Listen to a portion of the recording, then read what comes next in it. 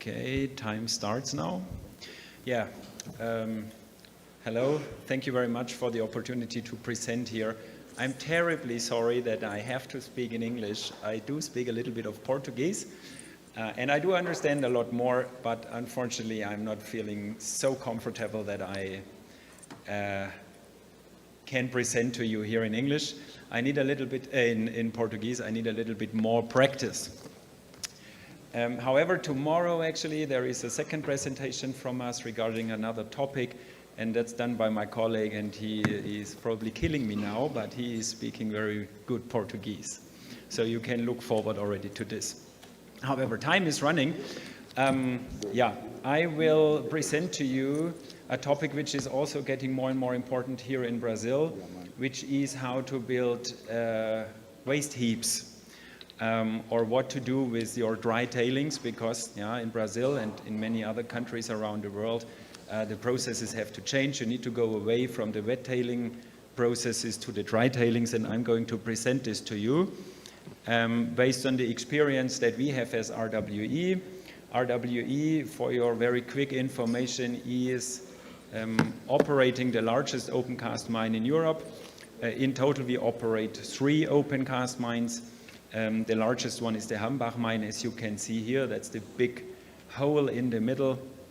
And we are mining in this area since more than 100 years, actually. And you can also see the area where is already a lot of rehabilitation and mine closing being done. But that's another topic.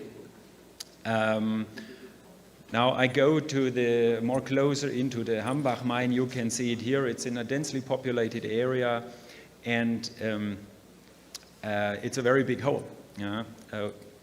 Even people from other mining companies that are very much used to very big holes, they are always impressed when they visit us in Germany in our Hambach mine. One of the big challenges, I mentioned it already, that the mining industry has all around the world is what to do with the tailings. We also heard that the ore contents are going down. That means you need to move more material. You have more waste material, and the question is what to do with it and where to store it. And this also has an impact on the biodiversity and also on the water, especially if you have acid drainage, which in the copper industry is a big issue, but also in our industry. And well, we are still coal mining company, but also there we have some issues with acid drainage and also heavy metals. Now, I mentioned already we are based in Germany. The area where we are active is or was originally one of the big mining companies, and there is a lot of these mountains, these artificial mountains, established over the last 100, 150 years. You can also have a look at them at YouTube.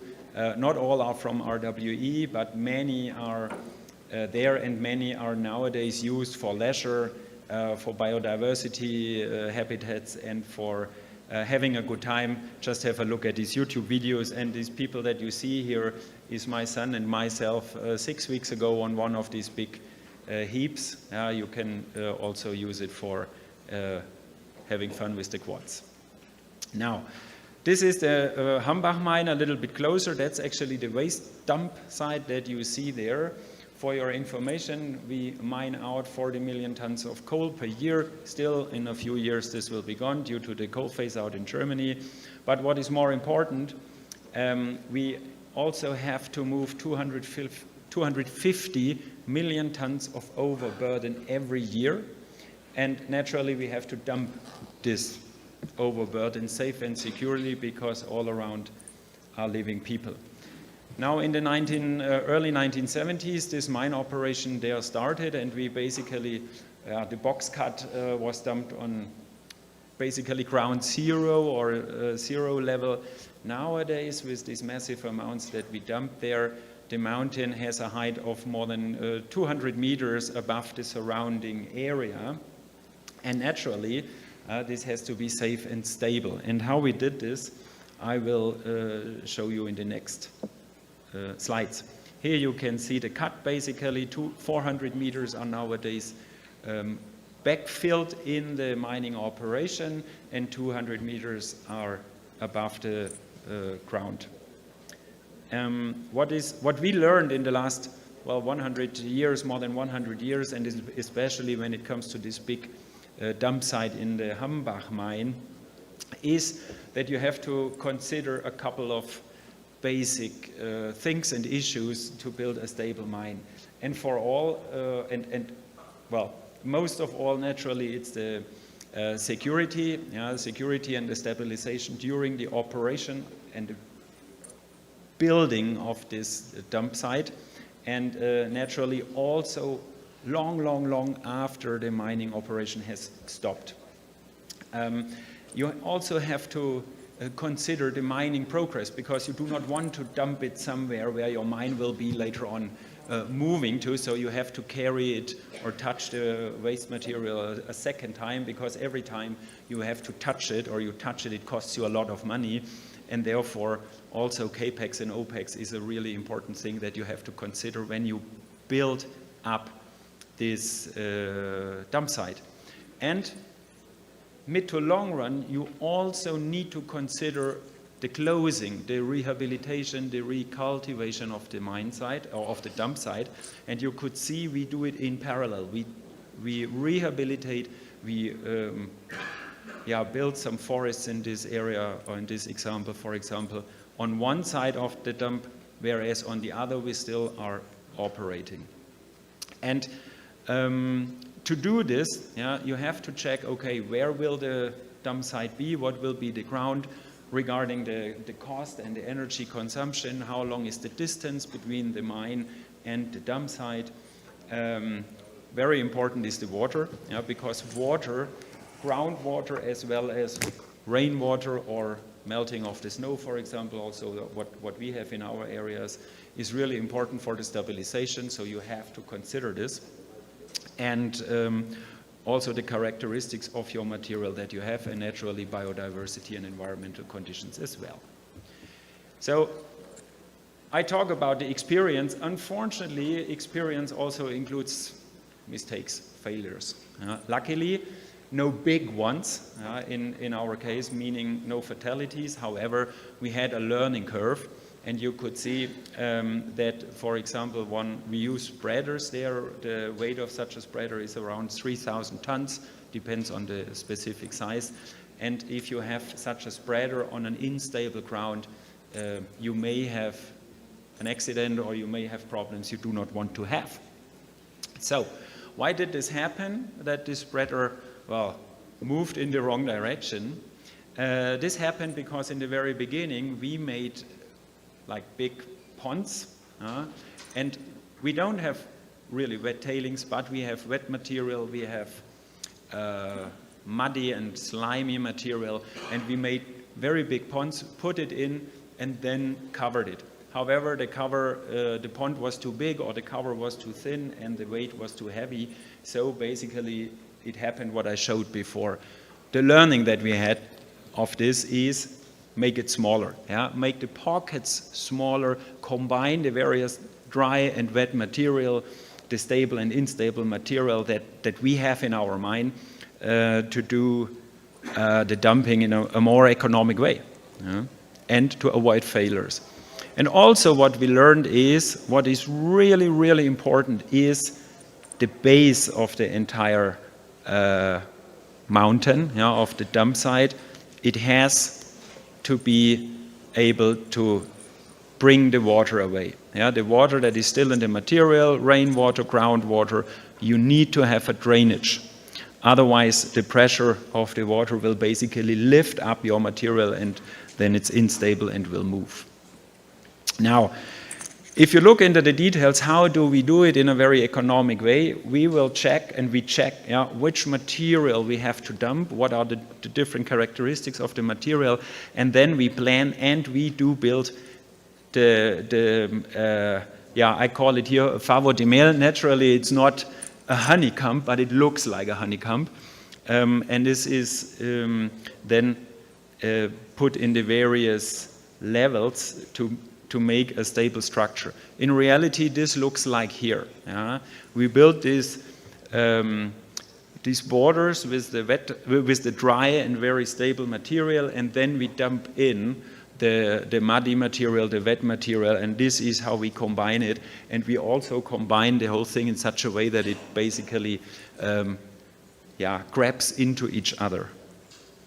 Again, the drainage is really, really important, depending on which material you have. You have it on the base, but also in between. And that is all what you can calculate and what your geotechnical engineers need to consider based on the various material you have available. Because again, water basically can be a very bad enemy for you in such a dump site.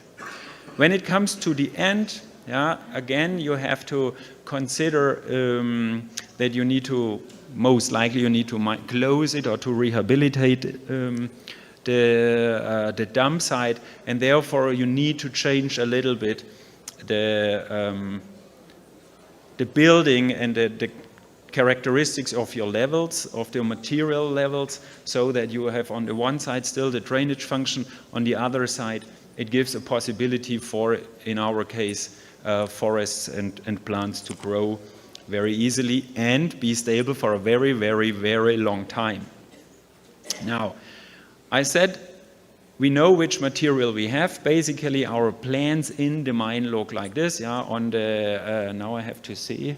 On the right side for you, you have the same side here. On the right side, this is the face of the mine. On the left side, this is the dump site. So on the face of the mine, we analyze continuously which material we will take out on the various levels from the waste material, and then we plan it directly on the dump site where this different material will be placed in which way. This is a plan in detail, what it looks like, where we dump it. I go on, and how do we measure what we dump and where we dump? It's so big that you cannot, for safety reasons, also not go very close to the site, to the border of the dump, and therefore nowadays our spreaders are equipped with laser scanners and radar, so that we do know in real time where we dump which material and what the new structure and the new phase will look like. And it is directly coupled with our mine planning department and as well as with the operators on site. So we dump it, the LiDAR scans it, and it gives back in real time what the new structure looks like, and it also compares this with the original mine planning. So that in case there is a difference, we can handle this and make a correction if that would be necessary. Now, what is naturally really important, I said security, stability, safety, this is what is really important. Therefore also the planning of all our operation and all our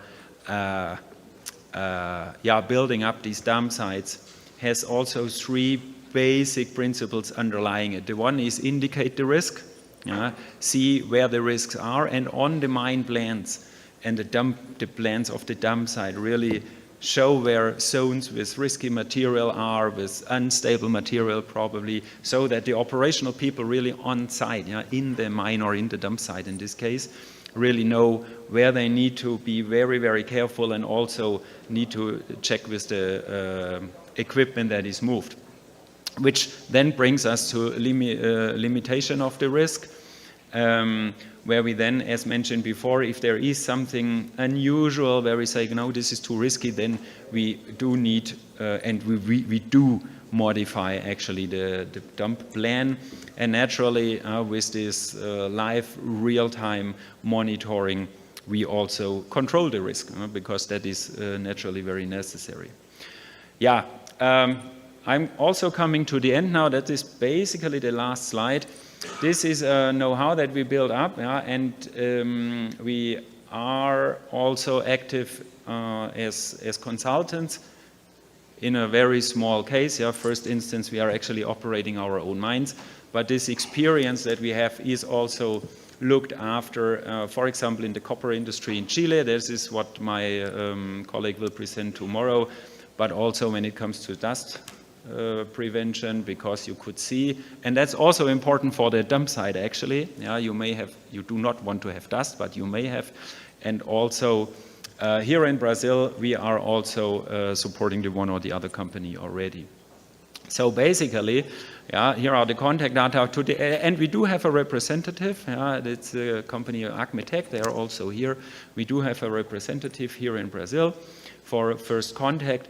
And last but not least, this nice picture was actually a mine site that is closed some times ago. Now it's agriculture area and it's a river on the dump site. So you can also do this, but that's another story for the next time. Muito obrigado.